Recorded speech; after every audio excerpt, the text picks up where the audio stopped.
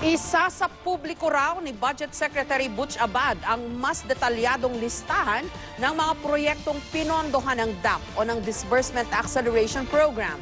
Giit niya, maliit na porsyento lang ng DAP ang napunta sa proyekto ng mga mambabatas. Samantala, hindi raw alam ng Philippine National Police o ng PNP na galing sa DAP ang ginamit nilang pera para sa ilang proyekto. May report si June Veneracion.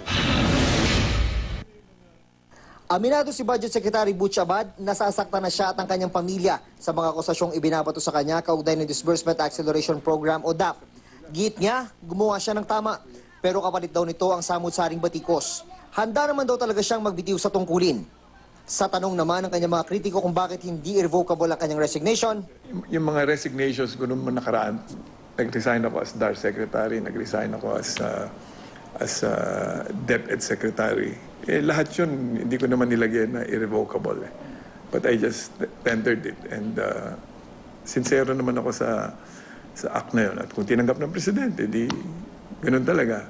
Pero sabi niya, wala tayong kasalanan. Baka mamaya, pag tinanggap ko yung resignation mo, sabihin nila na umaamin tayo na merong hindi magandang nangyari. Sa loob daw ng 2 linggo, maglalabas daw si Abad ng mas detalyadong listahan ng mga proyektong pinondohan ng DAP.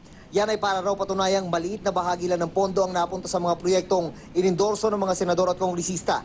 9% lang daw ng DAP ang napunta sa mga proyekto ng mga mambabatas. Tinitiyak namin na yung proyekto at yung mga saro nagtutugma. Para sa ganon, accurate yung ilalabas natin. Kasi kawawa naman yung, kunyari, sinabi mo ganito kalaki na punta sa kanya, hindi pala. Kasama raw sa isa sa publiko ang mga ginamit na Special Allotment Release Order o SARO at endorsement letters ng mga senador at kongresista. Sabi ni Abad, misleading ang report ng isang dyaryo na nagsabing halos 90% ng 1,000 SARO para sa DAP ay para sa mga proyekto ng mga mambabatas lang. Kaya raw maraming SARO dahil tig-isang release order ang ginagamit sa kada proyekto.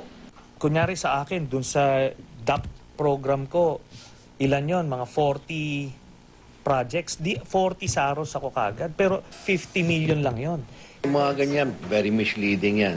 Wow, 80% of the SAROs were given to 800 out of 1,000 recipients. O baka yung 200 recipients got 100 times more. Isa rin ang Philippine National Police sa mga ahensyang tumanggap ng pondo mula sa DAP. Ayon sa tagapagsalita ng PNP na si Chief Superintendent Ruben Sindak, 3.24 billion pesos ang inilaang pondo sa kanilang ahensya mula 2011 hanggang 2013. Mula rito, 379 million pesos lang daw ang kanilang nagamit sa operating expenses, pagpapagawa ng police stations at pagbili ng mga armas at gamit. Pero ang hindi raw alam ng PNP, galing pala sa DAP ang ginagamit nilang pondo. When we receive nga ay SARO or yung Special Allotment Release Order, we're not privy to the sourcing initially. So ngayon, nung medyo nagkaroon ng mga ganitong issues, so hinanap which ones ba talaga ang ano. At matapos ideklarang unconstitutional ang ilang bahagi ng DAP, problemado sila kung paano mapopondohan ang kanilang mga proyekto. June Veneracion, GMA News.